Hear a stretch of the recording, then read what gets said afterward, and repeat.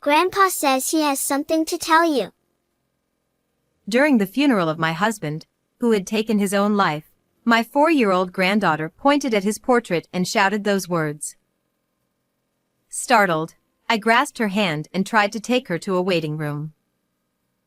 Immediately, my son-in-law stopped me. The service is starting. We can talk later. Knowing about my granddaughter's mysterious power, he looked pale. I bit my lip and stared at my husband's portrait. You have something to tell me, don't you? At that moment, I decided to uncover the truth, clenching my fist with resolve. I'm Helen, a 63-year-old housewife. I've been married to William, who is older than me and a company president, for 25 years. He's kind and considerate, and we've enjoyed peaceful days together. Thanks to him, I've been able to recover from days of sorrow. Interestingly, we both remarried. We both lost our previous spouses to illness and carried the weight of sadness while raising children alone. At that time, my daughter Amy was 10 years old, and Oscar, my husband's son, was 3 years old. My husband and I met through work, and our similar circumstances led us to naturally become close. Since Oscar was still very young, he didn't seem to understand that he had lost his biological mother or that he wasn't biologically related to me. After we got married, he quickly bonded with my daughter and they lived together as if they were real siblings. We were a happy and joyful family, but everything changed when Oscar entered junior high school. Up until then, Oscar had grown up believing that I was his biological mother. However, he learned the truth from a tactless relative. So you were pretending to be my mother, even though you're just a stranger? I didn't mean for it to be like that. I was going to tell you when you got older, and I've always cared deeply about you. They're just words. You're just a liar. After that, Oscar continued to rebel against me and went through a rough period. However, he finally settled down around the time he graduated from university and joined my husband's company. It seemed that being told by my husband that he would groom him as his successor gave him encouragement. Mom, I was wrong. I'm going to turn over a new leaf and do my best from now on. I still remember feeling relieved as I watched my son say this with shining eyes. Meanwhile, Amy, who had started working at my husband's company earlier, married her colleague John.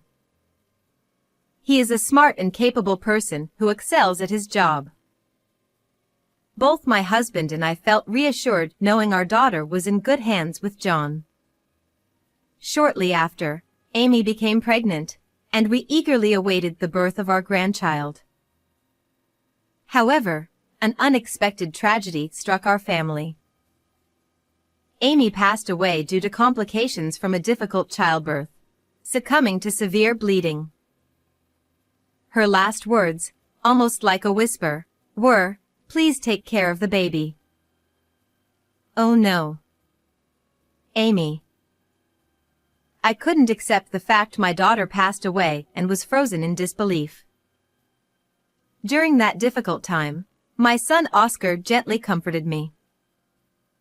Mom, stay strong. I'm here for you. I wanted to be by the side of the child my daughter had brought into the world, but my son-in-law insisted on raising the child by himself. Raising a child on your own is tough. Besides, you have a job. Can't we at least help out while the baby is still little? Thank you. But Amy took my hand and asked me to take care of the baby. I'll do my best. But I suggested it with good intentions, but John firmly refused my help. Unable to insist against his decision, I chose to silently watch over them. My granddaughter was named Olivia and she grew up lively and healthy, despite my worries, reaching the age of 4. She was an adorable child who resembled Amy. Around that time, John started occasionally leaving Olivia with us. He didn't stay with us often, citing his busy schedule, but we were always happy to see our granddaughter whenever we could. Sometimes when John came to pick Olivia up, I could smell alcohol on him, but I assumed he had social obligations. My husband and I were too focused on our granddaughter to worry much about it. Olivia is growing up so pure and sweet. It's like young Amy has come back to us. She's adorable. My husband adored our granddaughter so much that he cherished every moment with her, playing hide and seek and tag.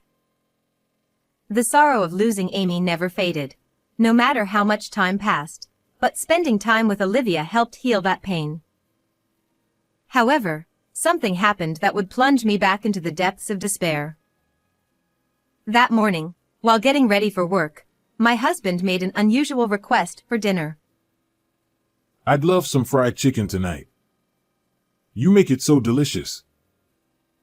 Oh, thank you. With such praise, I'll have to put extra effort into it. Look forward to it. Great, I'm counting on you. Well, I'm off. Take care. Have a good day. Little did I realize that such a trivial conversation would be our last.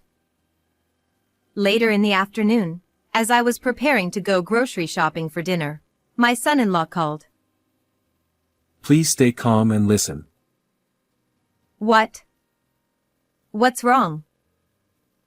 Your husband has passed away. What? My husband suddenly passed away. He fell from the rooftop of a newly completed 5-story apartment building constructed by his company. My son-in-law John was the first to discover him. Apparently, just before the incident, my husband had sent a text to John. He texted me saying, "There's something I'm concerned about in the new apartment. Can you come and check?" So I went, and that's when I found your husband lying there, bleeding from his head. Oh no.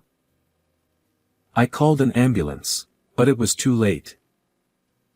I rushed to the hospital by taxi, but instead of being guided to a hospital room, I was directed to the morgue. I desperately called out to my husband, who was cold and covered in a white sheet. Please. Open your eyes. Feeling lost and in tears, Oscar, who arrived later, held me tightly in his arms. Dad, if you had any worries, you should have talked to us. It's not good to keep things to yourself. What? According to the police investigation, his shoes were found neatly arranged on the rooftop, and statements from those involved revealed that my husband had been troubled. It was concluded that he had taken his own life. However, there were no signs of such behavior from my husband, and I can't imagine him leaving me and taking his own life like that. I thought we trusted each other and shared everything. Was that just my belief? Left on the brink of despair, with no energy to even prepare for the funeral, I was grateful that Oscar and John stepped in and took care of everything.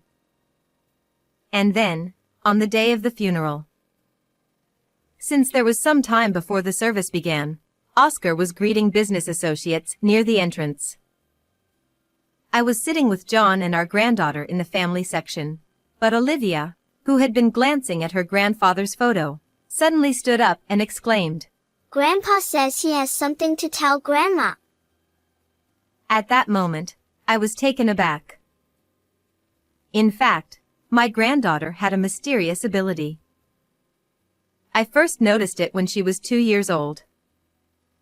When we took her to visit Amy's grave, she exclaimed, "Mommy," and started chatting as if she could see her mother right there. Moreover, the details my granddaughter mentioned were things she couldn't possibly have known, so both my husband and son-in-law got shocked. When she was 3 years old, something similar happened. The old lady next door is saying to help the dog. Olivia suddenly said this. The elderly woman she mentioned had passed away a week earlier. So I found it strange, but I decided to check her house, and found a dog chained up and had been barely moving inside its doghouse. It seemed that my granddaughter had the ability to communicate with the deceased. However, John denied it. It's just a series of coincidences. Olivia simply enjoys her imagination. Please don't mention this to anyone else. Of course, I had no intention of sharing this with anyone, but I strongly believed in Olivia's abilities. I'm sure Olivia can see my husband. I thought to myself, unable to sit still. I took her hand to take her to a quiet room where we could talk more. However, my son-in-law stopped me firmly. It's before the funeral. We can talk later. He usually was gentle, but now he had a stern expression and looked pale. John tried to take Olivia to his side, but she resisted and didn't leave my side. Holding Olivia's hand, I gazed at my husband's photo and spoke to him in my mind. You have something to tell me, don't you? That's right. He couldn't have taken his own life. My husband left for work with his usual gentle smile, even making a dinner request. There was no suicide note and it didn't make any sense he's gone like that. As I pondered these thoughts, Oscar, who had been greeting attendees, approached the family seats. However, my attention was fixed on John, who seemed tense at that moment. Just then, Oscar called out to John, and the two went outside to smoke. Seeing an opportunity, I took Olivia to the waiting room and finally had a chance to hear her out. The words that came from my granddaughter's mouth were not something a 4-year-old would say, and it was clear that my husband was communicating to me through her. Moreover, it was unbelievably horrifying. I can't believe he's... I was shocked to my core, but Olivia continued with even more astonishing words. Grandma, you're being targeted too. Grandpa says you need to run away quickly. Upon hearing this, a chilling tremor ran through my entire body, prompting me to quickly seek refuge with the police. However, upon further reflection, I realized there was no evidence to support Olivia's story. I believe in my granddaughter's mysterious abilities, but I don't think the police would take it seriously. Besides, it would be troublesome if negative rumors about Olivia spread. However, I cannot let the person who harmed my husband get away with it. I will never forgive them. With determination, I returned to the venue. After that, many people who had connections with my husband gathered at the funeral to pay their respects. Then, during the time for the eulogy, Oscar stood before everyone, tears streaming down his face. My father was a kind and reliable business leader. It's heartbreaking to see him gone like this. I wish I had noticed his struggles sooner. Dad, I'm sorry. I'll take care of the company from now on. Oscar struggled to speak through sobs, and the sound of weeping from attendees began to fill the room. At that moment, I made up my mind and stood up, and asked the host for the microphone. Thank you all for taking the time to come here today for my husband. He's saying he has something to tell everyone, so I will speak on his behalf. Hey, Mom. What's going on? Are you okay? My son-in-law stared at Oscar with a fearful expression as he spoke to me in concern. As Olivia ran over to me and held my hand, the attendees began murmuring, "Speak on behalf of the deceased president? Is she delusional?" I raised my voice loudly to cut through the commotion in the room. My husband did not take his own life. He was pushed from the rooftop of the apartment building by someone. The shocking words that came out of my mouth instantly froze everyone in the room. "It was you," I shouted, pointing at the person. It was Oscar. What are you talking about? Amidst the chaos of the bewildered attendees, my son's calm expression suddenly turned into the face of a villain. Are you trying to frame me? Oscar continued to shout afterward, claiming that because I was his stepmother, my aim was to secure the inheritance for Olivia, who is my daughter's child. Upon hearing this, the attendees collectively looked at me with disapproval. That's terrible. Just because there's no blood relation, accusing him like that. Whispered voices murmured around me. Feeling that everyone in the room was on his side, Oscar smirked and continued to press me further. The police concluded that Dad was tormented and took his own life. I'm innocent. There was no evidence that my husband was tormented. You were the only one who testified that to the police. Dad told me so. He said he couldn't bear to live anymore. He spoke his mind only to me. And his shoes were neatly lined up on the rooftop. Oscar's face turned bright red, his eyes widened, and he raised his voice angrily, spitting as he spoke. I know the reason he took off his shoes on the rooftop. He told me about it. What? What do you mean? Then, I began to recount the circumstances my husband died, which I had heard from Olivia. It was my son who had invited my husband out to see the completed apartment that day. Thanks to you, Dad, I've grown up. Let's wrestle like we used to. When they got to the rooftop, he took off his shoes and encouraged my husband to do the same. At first, my husband was bewildered by the sudden invitation, but he fondly remembered playing like that with his son when he was a child and agreed to join Oscar. Later, after pushing my husband off the rooftop, Oscar arranged his shoes neatly to make it appear as though my husband had jumped on his own. After confirming that his father had stopped breathing, my son sent a text from my husband's phone to John saying, "Come to the new apartment right away." Upon hearing my account, Oscar turned pale, and his lips trembled. Why would you know about that? Only Dad should have known. My husband is here, and he's angry at you. You're coming after me next, aren't you? As Oscar realized I knew everything, sweat poured from his forehead. Dad, are you really here? But I had no choice. Because it's his fault. Resigned to his fate, my son began to confess everything that had happened. In truth, my husband had assessed that Oscar lacked the capability to run the business. He had informed both John and Oscar that he intended John to be his successor, with Oscar placed under him. However, unable to accept this decision, my son had plotted and carried out a plan to eliminate both my husband and me. Amy and I both thought of you as a true family, so this is really disappointing.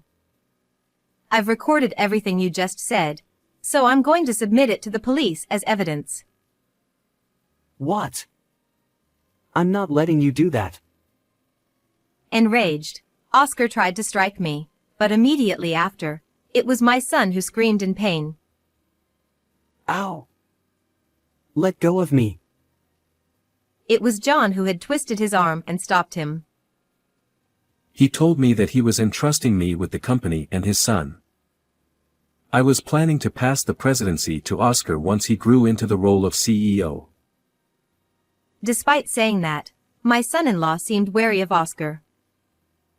He sensed something amiss in Oscar's actions and behavior, suspecting that he might be up to something nefarious. Upon hearing Olivia's words at the funeral, John realized his suspicions might be true. John had tensed up at that time for that very reason. Hand over the presidency. Don't lie. You're planning to take over both the company and the inheritance. Everyone wants money, right? Someone among the attendees must have called the police, as they entered the venue at that moment. Suddenly, Oscar's eyes welled up with tears, and he clung to me. Please, help me. We're family, right? What? How can you even say that? Besides, I'm cutting all ties with you. Whatever happens to you is no longer my concern. Hey! Don't be so cold. Please. Just don't let the police take me. Make sure you pay for your crimes. As I spoke these words coldly, Oscar seemed to realize that nothing he said would change my mind. He collapsed to his knees. Afterwards, he was found guilty and sent behind bars. By taking my husband's life, he forfeited any rights to inherit the company or its assets. There was no one among the relatives to support him. Even if he were to return to the outside world, he would live a tough life. Meanwhile, I am now living with my granddaughter and son-in-law. Thanks to the adorable Olivia, who is growing up healthy, I am slowly regaining my spirits. Today, I placed freshly made fried chicken, which my husband loved, in front of his photograph, and talked to him. Thank you. I'm doing well.